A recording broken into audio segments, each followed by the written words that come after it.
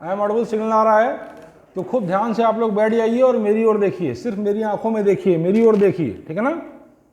तो हम लोग आईटी एडवांस से क्वेश्चंस लगा रहे थे रोटेशनल मैकेनिक्स के, और आज हम लोग आईटी एडवांस रोटेशनल मैकेनिक्स के सारे क्वेश्चन खत्म कर देंगे। तीन क्वेश्चन बचे हैं मेरे ख्याल से, और तीनों हम लोग डिस्कस करके फटाफट आज हम लोग इसको क्लोज कर देंगे।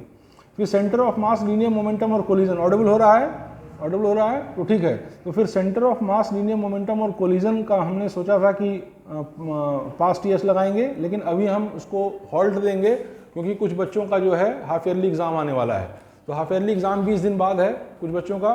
तो फिर ये डिसीजन लिया गया है कि हम लोग पहले ग्रेविटेशन तक सारे बेसिक्स पढ़ा देंगे, ग्रेविटेशन तक सारे बेसिक्स पढ़ा दिया जाए, जिससे बच्चे जो है अपने स्कूलों में हाफ ईयरली एग्जाम को अच्छे से दे पाएँ। और उसके बाद जैसे ग्रेविटेशन हम पढ़ा देंगे, रफली 1 महीने का समय हमको लगेगा, 20 घंटे हमको चाहिए पूरा, मतलब 50% सिलेबस फर्स्ट ईयर का बेसिक लेवल पे, बोर्ड लेवल पे ख़त्म करने के लिए। और इसके बाद हम लोग जो है फिर से पास्ट 10 ईयर्स पे आ जाएंगे। और इस बीच आप लोग शीट लगाते रहिए, कोई दिक्कत हो तो पूछते रहिए, ठीक है ना। तो हम लोग स्टार्ट करते हैं।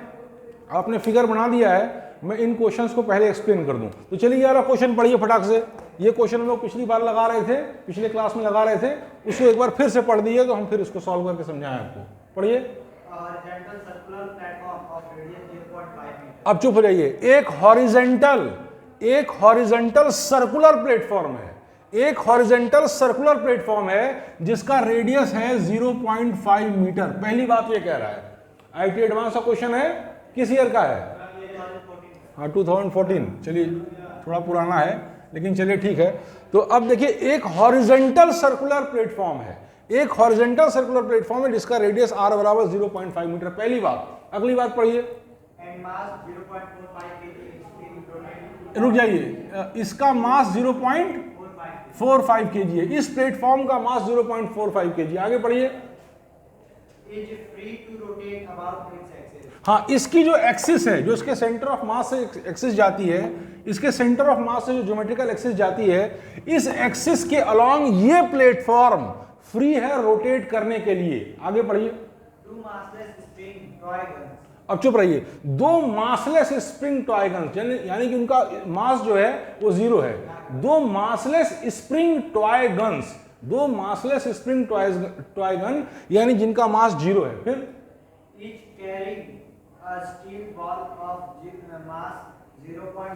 हाँ, दोनों के पास एक स्टील बॉल है जिसका मास कितना है? 0.05 kg। सुन लिए, 2 मासलेस टॉय गन है यानी उनका मास कुछ नहीं है। स्प्रिंग टॉय गन यानी स्प्रिंग से वो बॉल को आगे की ओर फेंक सकती हैं, ठीक है ना। और दोनों के पास 2 बॉल्स हैं जिनका मास 0.05 kg, यही तो कह रहा है। आगे पढ़िए।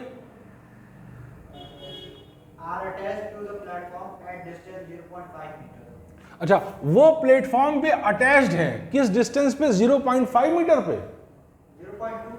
0.25 मीटर सेंटर से, सेंटर से 0.25 मीटर, यानी पूरा रेडियस 0.5 मीटर है और सेंटर से 0.25 मीटर पे ये अटैच है। यही ना कह रहा है। देखिए सवाल को ब्रेक कर लीजिए, क्या क्या दिया है। क्या इंग्लिश नहीं आती? क्या बात को आप नहीं समझते हैं? तो अपनी बात में क्या कह रहा है वो आप आधे मिनट के अंदर समझ जाइए फटाफट, तभी तो सॉल्व कर पाएंगे। और पूरी पिक्चर दिमाग में बना लीजिए, और फिर जो फंडामेंटल्स हैं उन पे कॉन्फिडेंस रखिए, जो मैंने बताया है, जो मेरे वीडियोस में है उन पे फुल कॉन्फिडेंस रखिए, और सारे सवाल आपके लगेंगे, ठीक है ना। आप देख रहे हैं, लग रहे हैं ना। तो अब आगे बताइए नेक्स्ट।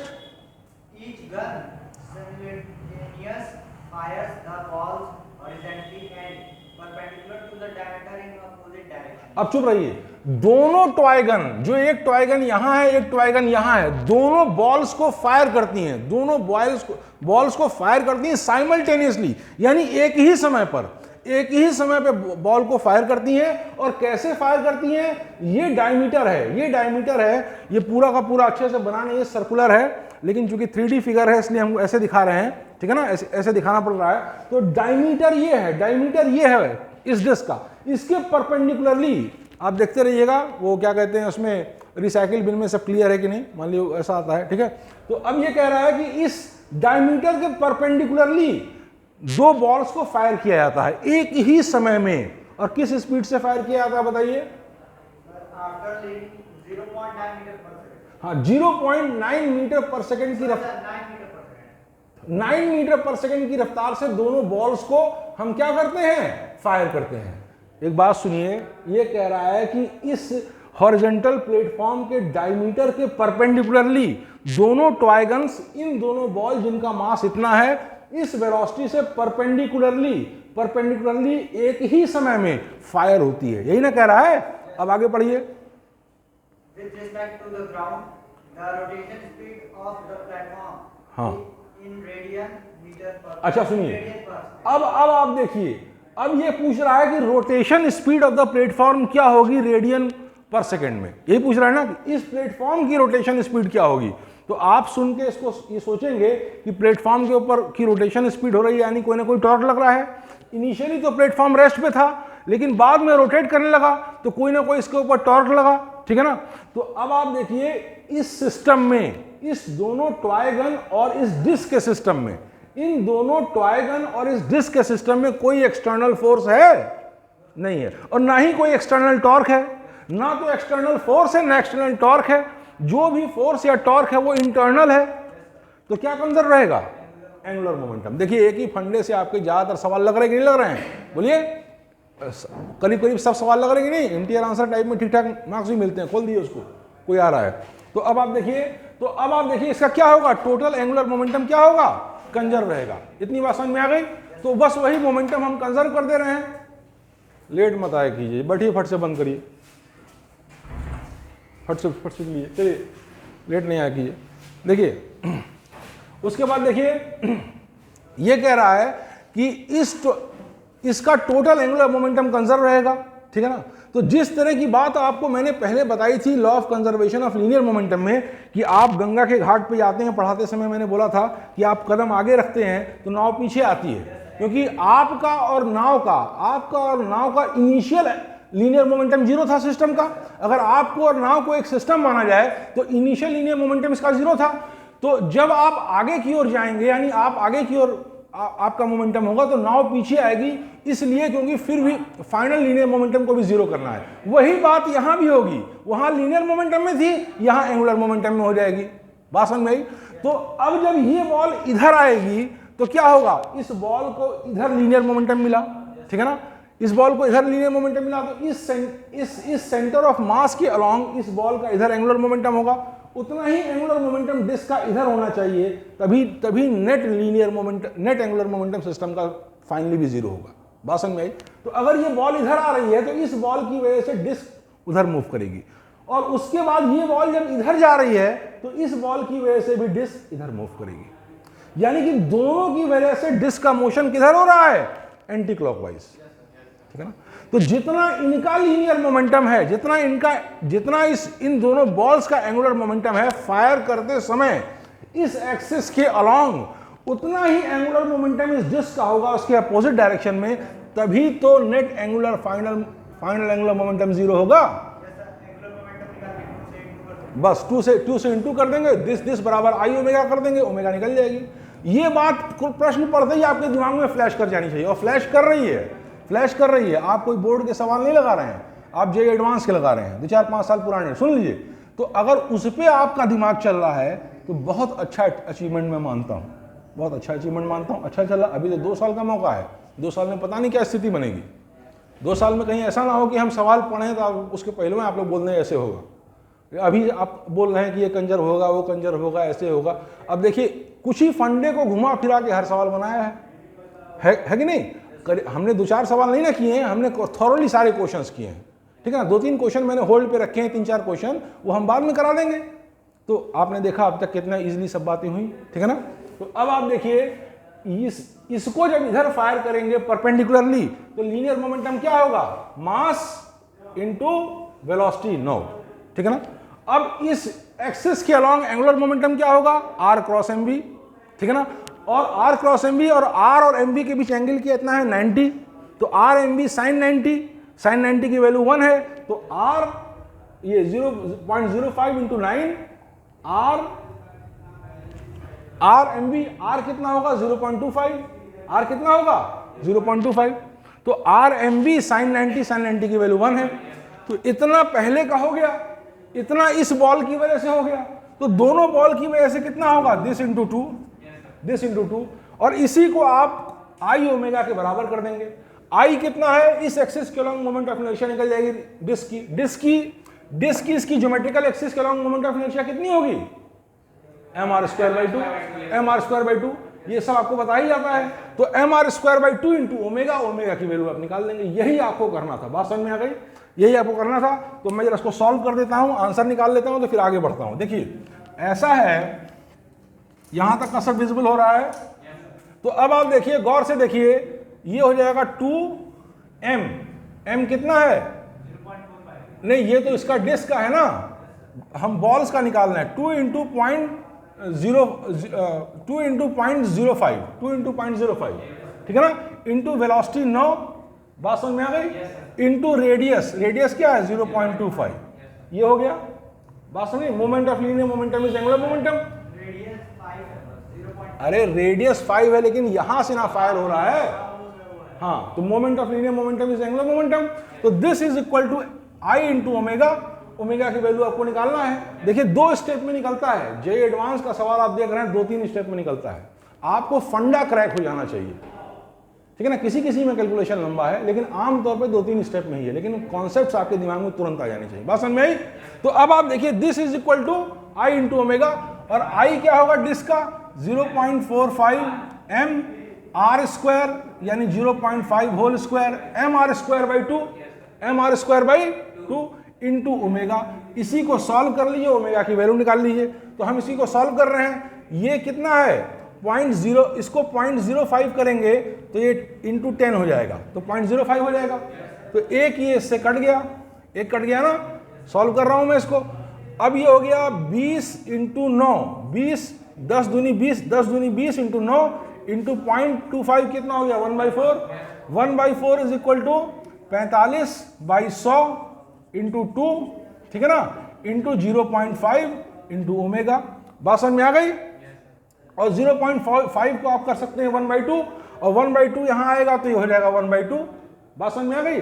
और 2 यहां से कैंसिल हो जाएगा, बस कैलकुलेशन ही तो करना है, तो कैलकुलेट कर दीजिए। और उसके बाद देखिए ये हो जाएगा 9 5 जा 45, ठीक है ना, और 520 जा 100, 520 तो ये हो गया ओमेगा कितना हो गया 20 इंटू 20 है, तो ये हो गया आपका 400। तो इसमें कोई चीज ऐसी है जैसे ये मीटर में है, ये केजी में है, ये केजी में है, ये मीटर पर सेकंड में है, ठीक है ना। तो m तो सारी SI यूनिट में है ही, ठीक है ना। तो ये आपका ओमेगा कितना हो गया 400, ठीक है ना, हाँ 400। और क्या होता है 180 डिग्री बराबर पाई रेडियन, 180 डिग्री बराबर पाई रेडियन, ठीक है ना। तो एक मिनट रुकिए, ये आपका क्या हुआ, क्या नाम है इसका, mr²/2 इंटू ओमेगा, सारी बात तो सही है। तो फिर इसमें ओमेगा बराबर 400, आंसर चेक करिए, हाँ, तो रेडियन पर सेकंड में 4 कैसे आ रहा है इसका, बताइए, रेडियन पर सेकंड में 4 कैसे आ रहा है, कोई वैल्यूज जरा बताइए, आप इसको बताइए। रेडियस कितने में दिया है, मीटर में, रेडियस मीटर में, मास कितने में दिया है, और दूसरे मास बॉल का कितना दिया है, अच्छा वेलोसिटी कितना दिया है, 9 मीटर पर सेकंड दिया है, ठीक है ना। तो mr²/2 तो कहां हम लोग गलती कर रहे हैं, बोलिए, कैलकुलेशन में कहीं ना कहीं मिस्टेक हो रही होगी, instantaneous angular speed of the platform, कहां हम कैलकुलेशन में मिस्टेक कर रहे हैं, जरा देखिए तो सही, देखिए, अरे MVR, अरे यार सुनिए, ऐसा है, हम गलती कहां कर रहे हैं, यहां देखिए, यहां देखिए 0.05 को 0.5 किए और 10 से मल्टीप्लाई भी कर दिए, तो 100 फैक्टर गड़बड़ा गया, कैलकुलेशन मिस्टेक थी, कैलकुलेशन 0.05 को हम 0.5 किए और 10 से मल्टीप्लाई भी कर दिए, यानी 100 टाइम्स उसको इंक्रीज कर दिए, तो 100 टाइम डिक्रीज करेंगे तो 4 आ जाएगा, आंसर आ गया आपका। कैलकुलेशन मिस्टेक थी। बात समझ में आई? इधर देखिए ये क्या था, कैलकुलेशन मिस्टेक थी। इधर देखिए फिर से देखिए, मास 0.05 kg था, तो 0.05 kg को हमने यहाँ पे 0.5 में कन्वर्ट किया और 10 से मल्टीप्लाई भी कर दिया, ठीक है ना। तो यानी कि 100 फैक्टर्स हमने इंक्रीज कर दिया, 10 फैक्टर यहाँ इंक्रीज किया और 10 फैक्टर से अलग से मल्टीप्लाई कर दिया, तो 400 रेडियन आ गया। तो 400 रेडियन आ गया तो उसको जब 100 से डिवाइड करेंगे तो 4 रेडियन पर सेकंड आएगा। आंसर मिल गया, मिल गया। अब नेक्स्ट क्वेश्चन देखिए, नेक्स्ट क्वेश्चन फट से पढ़िए, आज ये खत्म हो जाना चाहिए, ठीक है ना। इतनी बात समझ में आई? तो हाँ नेक्स्ट क्वेश्चन पढ़िए, ये वाला फिगर बना है, हाँ तो पढ़िए इस क्वेश्चन को फटाक से। ये क्वेश्चन पूरी तरीके से समझ में आया? इस बेस पे कोई क्वेश्चन कर लेंगे? ये क्वेश्चन नहीं रटना है, बेसिक्स रखना है। क्या बात है, अब मान लीजिए इसको बदल के कुछ और दे दिया तो वहां भी दिमाग लगा लीजिएगा, ठीक है ना। अगर मान लिए इस सर्कुलर प्लेट वो नहीं दिया, कुछ और दे दिया तो वहां उस हिसाब से दिमाग लगा लीजिएगा, ठीक है ना। अब चलिए नेक्स्ट क्वेश्चन बताइए, इसको पढ़िए, फट से पढ़िए। एक मिनट चुप रहिए। 2 आइडेंटिकल यूनिफॉर्म डिस्क है, पूरा आ रहा है इसमें, पूरा आ रहा है। 2 आइडेंटिकल यूनिफॉर्म डिस्क है, 2 आइडेंटिकल यूनिफॉर्म डिस्क है। आगे पढ़िए।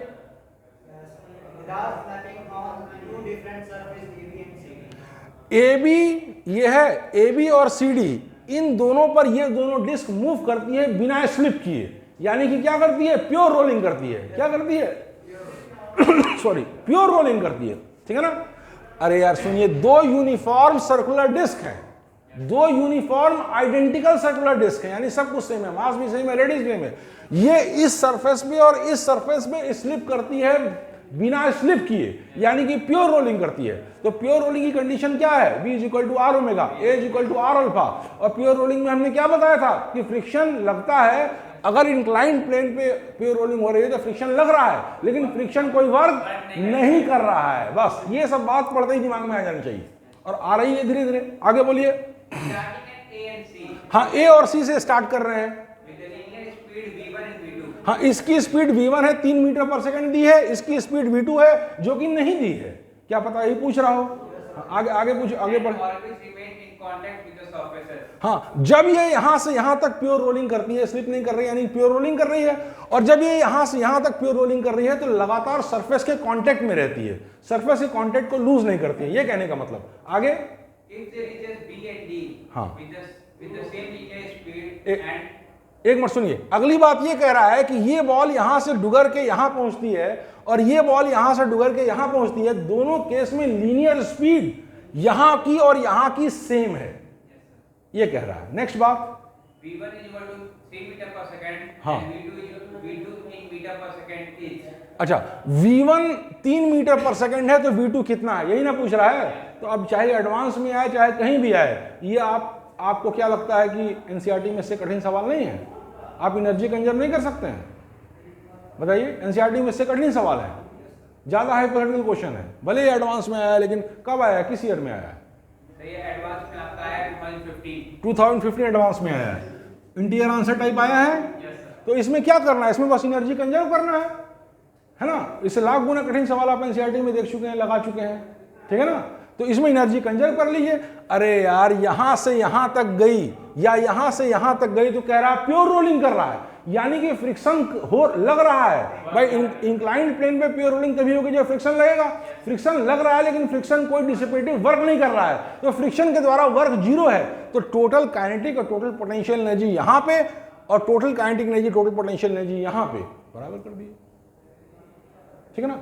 अब ये दोनों सेम लेवल पे हैं, सेम लेवल पे है, तो ये और ये सेम लेवल पे है, फिगर में दिखा रहा है। तो इन दोनों की पोटेंशियल एनर्जी दोनों की आप जीरो मान लीजिए, दोनों की पोटेंशियल एनर्जी सेम रहेगी। और कह रहा है कि यहां पहुंचने पे दोनों की स्पीड भी सेम थी, यहां पहुंचने पे दोनों की स्पीड भी सेम थी, तो दोनों की काइनेटिक एनर्जी भी सेम रहेगी, क्योंकि आइडेंटिकल डिस्क है इसलिए मास भी सेम रहेगा। तो यानी नेट एनर्जी पॉइंट बी पे और नेट एनर्जी पॉइंट डी पे बराबर है। इसी को आप इक्वेट कर दीजिए, आपका आंसर आ जाएगा। हाँ, हाइट में है तो हम बता रहे हैं ना, तो वेलोसिटी भी, इनिशियल वेलोसिटी, इसीलिए तो फर्क होगी। अगर हाइट भी सेम होता तो दोनों वेलोसिटी सेम होती तो आंसर सीधे ऐसे मार देते, समझ रहे नहीं? तब तो आपके स्कूल टाइप का एग्जाम हो जाता। अरे एडवांस है तो, हाँ एडवांस है तो थोड़ा तो गाँव में रहेगा ना। तब तो अगर हाइट भी सेम रहती तो देखते ही मार देते v1 = v2, बात समझ में आई?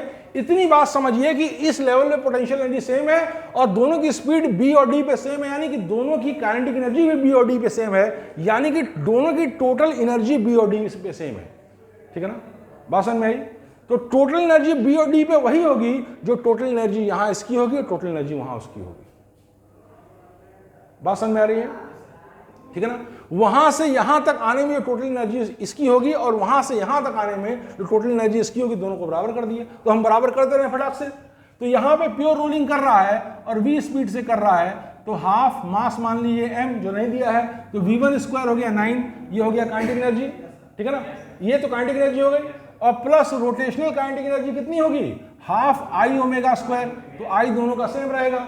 ठीक है ना, और प्योर रोलिंग कर रहा है तो ओमेगा स्क्वायर यानी v square by are square.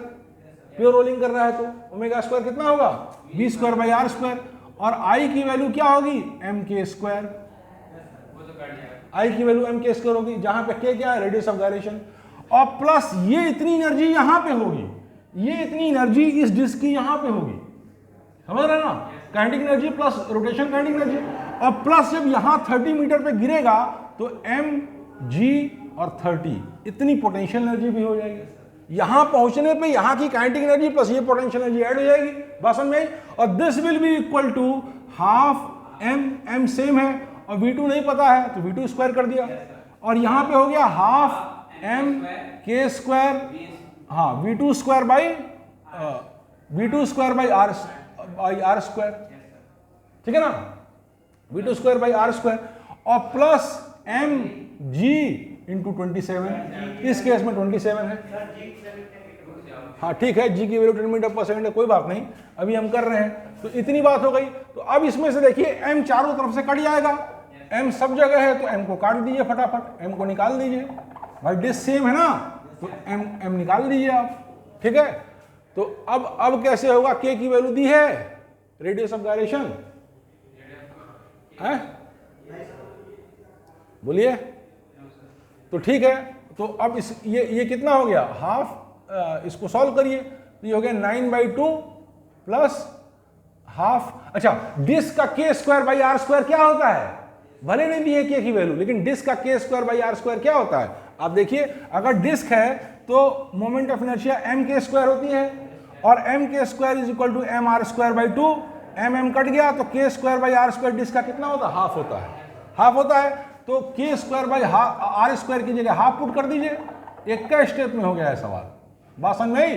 तो हाफ पुट कर दिए, पहले भी हाफ था ना, यहाँ पहले भी हाफ, तो 1/4 हो गया, और के स्क्वायर बाई आर स्क्वायर की जगह हाफ पुट कर दीजिए, पहले भी हाफ था तो यहाँ हो गया 1/4। अब सॉल्व कर लीजिए, इसमें कौन सी ऐसी बात है, बताइए, कोई बात है? ये 9/2 प्लस 9/2 और प्लस वी स्क्वायर बाई 4 ये हो गया, और प्लस जी की वैल्यू 10 दी है तो ये हो गया 300, और ये हो गया V2 स्क्वायर बाई 2, V2 के टर्म में आ गया, सॉल्व कर लीजिए। सॉल्व भी नहीं कर पाएंगे, बोलिए भाई। हाँ तो फट से, ये तो लड्डू छाप सवाल आ गया आपको, ऐसे सवाल आते हैं 20-25%। अरे हम तो बता रहे हैं ना यार, कुछ नहीं करना रहता, 30% पे तो जनरल कैंडिडेट के लिए कुछ नहीं करना रहता, बस भयभीत नहीं होना पड़ता, समझे? हनुमान जी पूजा करिए, हरण भव दारुणम, और बस देखिए, समझ रहे ना, बस भयभीत मत होइए, सब कुछ पढ़ के जाइए। और ये, और सुनिए, ये हाल फिजिक्स में है, तो केमिस्ट्री में क्या होगा भाई, न्यूमेरिकल तो आसानी होंगे केमिस्ट्री में ना, है? तो ये हो गया V2 स्क्वायर बाई 4 प्लस 270, जी की वैल्यू 10 दिया है, बात समझ में आई?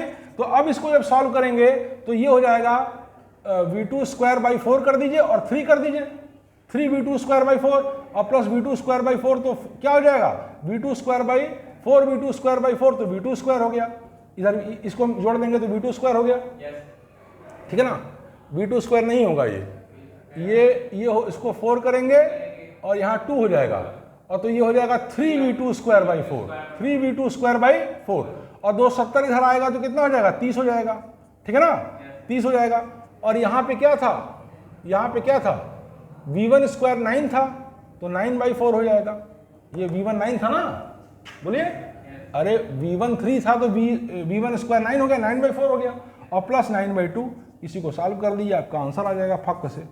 तो अब इसको कर दिए 9/4 करेंगे तो यहाँ 2 आ जाएगा ऊपर, तो 2 8 जा 2 9 जा 18/4, तो 18/4 जब करेंगे 18/4 प्लस 9/4 तो ये होगा 27/4, 27/4 आ जाएगा ना, बोलो बेटा। और प्लस ये हो जाएगा 30 और ये हो जाएगा 3v²/4 और 3 10 जा चला जाएगा और 3 9 जा 27, तो ये हो जाएगा 9/4 और plus 10 is equal to v²/4। अब इसी को सॉल्व कर दीजिए, v2 जब इधर आएगा तो ये कट जाएगा ना, और v2 जब इधर आएगा तो ये कट जाएगा, और जब 4 इधर जाएगा तो यहाँ क्या था 10 था, 10 4 या 40 हो जाएगा, 49 हो गया, तो v2 बराबर 7 मीटर पर सेकेंड। आंसर चेक करिए, आ गया ना 7 मीटर पर सेकेंड। तो आप देखिए समझा के कराने में आपको 5-7 मिनट लग रहा है, तो जब आपको करना खुद से होगा तो इतनी बात बोलनी पड़ेगी। आप अपने दिमाग में खट से सोचेंगे, यही इतना स्टेप लिखेंगे सीधे, जब एग्जाम में आपको करना होगा तो डायरेक्ट ये स्टेप लिखेंगे। और कुछ लड़के तो इतने फास्ट होते हैं कि इसको भी खा जाते हैं, इसको भी थोड़ा सा प्रोसीड करके तब लिख देते हैं।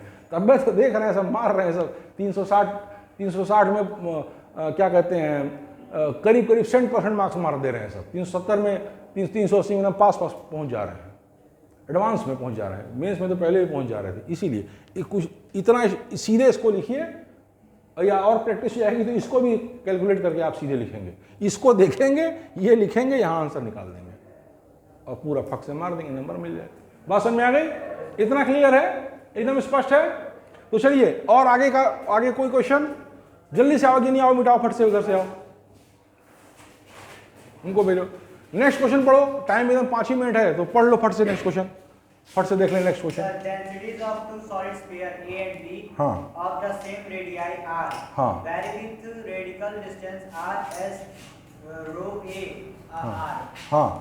is equal to k r by r and अरे यार ये सवाल हम लोग किए थे, नहीं सर, अरे ये सवाल किए थे अभी। Rotation rigid body dynamics first में भी यही सवाल दिया है और रिजिड बॉडी डायनेमिक्स सेकंड में भी यही सवाल हमको लगा रिपीट कर दिया है। रिजिड बॉडी डायनेमिक्स फर्स्ट में भी यही सवाल दिया है।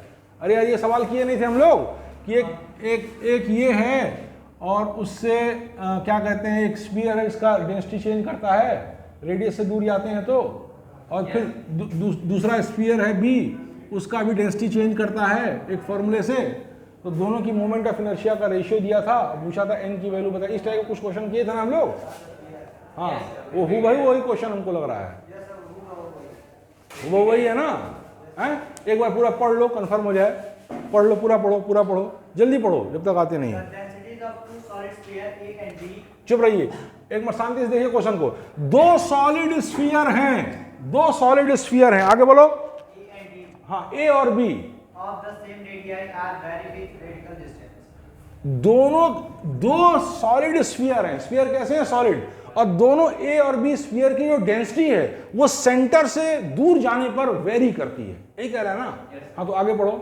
with radial distance r as rho a हाँ इस तरह से चेंज करती है, रो ए बराबर is equal to k r by r small r by r के स्मॉल आर बाई आर, ये ना। और दूसरा बी की कैसे चेंज करती है? k r by r power 5 हाँ इसकी बी की वैल्यू करती है के आर बाई आर पे power 5।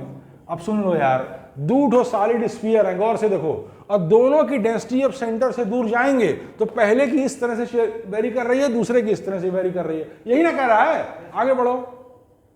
respectively where k is a constant जहां पे के एक कांस्टेंट है, आगे पढ़िए। Moment of inertia of the individual sphere about axis passing through their center. अब चुप रहिए, दोनों स्फीयर की मोमेंट ऑफ इनर्शिया उस एक्सिस के अलोंग जो एक्सिस इसके सेंटर से जा रही है। हाँ फिर IA and IB. हाँ दोनों का मोमेंट ऑफ इनर्शिया आई ए और आई बी है, फिर इसका आई ए है, इसका आई बी है। फिर If IB upon IA is equal to n upon 10. अगर I B upon I A N by 10 है तो एन की वैल्यू पूछा होगा, यही ना। तो ये सवाल 4-5 दिन पहले हम लोग किए थे, हमको एकदम ठीक से याद है, 4-5 दिन पहले हम लोग इस सवाल को किए थे। सुनिए मेरी बात सुनिए, इसमें 2 चैप्टर बना के रोटेशन मैकेनिक्स का सवाल दिया है, एक रिजिड बॉडी डायनेमिक्स 1 और देखिए इधर देखिए, और दूसरा रिजिड बॉडी डायनेमिक्स 2, इस तरह से करके दिया है। तो रिजिड बॉडी डायनेमिक्स 1 में भी यही सवाल दे दिया है और रिजिड बॉडी डायनेमिक्स 2 में भी यही सवाल दिया है। ये पास्ट ईयर का क्वेश्चन है, तो उसको हम डिस्कस कर चुके थे, तो हम टाइम नहीं वेस्ट करेंगे, बस आपको रफली बता दे रहे हैं। आप फिर से एक बार रिपीट कर देना, आप कैसे करेंगे घर जाके सॉल्व कर लीजिएगा। देखिए 2 सॉलिड स्फीयर है, इसकी moment of inertia I A है, इसकी moment of inertia I B है, दोनों अपनी ज्योमेट्रिकल एक्सिस के अलोंग मूव करने के लिए फ्री हैं, ठीक है ना। उसके बाद कह रहा है कि दोनों का डेंसिटी उनके सेंटर से दूर जाएंगे तो पहले का ऐसे दूसरे का ऐसे वेरी कर रहा है। फिर कह रहा है कि अगर पहले की मोमेंट ऑफ इनर्शिया आई है, दूसरे की moment of inertia I B है, तो और आई बी बाई आई ए का रेशियो ये है, तो एन की वैल्यू निकालिए। तो मैं रफली बता दे रहा हूं, सॉल्व करने का टाइम नहीं, पीरियड खत्म हो गया। तो आपको जैसे आप पहले किए थे एग्जैक्टली वही सवाल ही है, तो उसमें सोचना क्या है। तो आप करेंगे क्या कि इससे x दूरी पर एक छोटा सा डिफरेंशियल एलिमेंट आप एज्यूम कर लेंगे। मान लिए इससे x दूरी पर एक dx ऐसे एलिमेंट आपने सर्कुलर एज्यूम कर लिया, तो इसका सरफेस एरिया क्या होगा अगर हाँ dx का कर दिया तो हाँ, तो सुन लिए, तो dx का कर दिया तो क्या होगा, ये सवाल डिस्कस है, वीडियो देख लीजिएगा। तो अब देखिए इसका है तो क्या होगा, dx एज्यूम कर लिया तो उसका सरफेस एरिया क्या होगा 4πx², और dx बहुत छोटी मोटाई है, इसलिए dx के लिए डेंसिटी को हम कांस्टेंट मान लेंगे। तो 4πx² इंटू डेंसिटी इस छोटी सी स्ट्रिप का मास हो जाएगा, इस छोटी सी स्ट्रिप का मास हो जाएगा, और ये स्ट्रिप जो छोटी सी है वो सेंटर से इक्वल डिस्टेंस पे है, हर पूरा मास, तो m इंटू x² उसका मोमेंट ऑफ इनर्शिया हो जाएगा। और पूरा मोमेंट ऑफ इनर्शिया अगर निकालना है तो x बराबर 0 से x बराबर r तक इंटीग्रेट कर देंगे, तो इस तरीके से IA निकल जाएगा, फिर IB निकाल देंगे, और दोनों निकाल के रेशियो लेंगे तो n/10 और n की वैल्यू आ जाएगी। आपकी बात समझ में आ गई। और वीडियो कट कर दीजिए, उनका टाइम हो गया।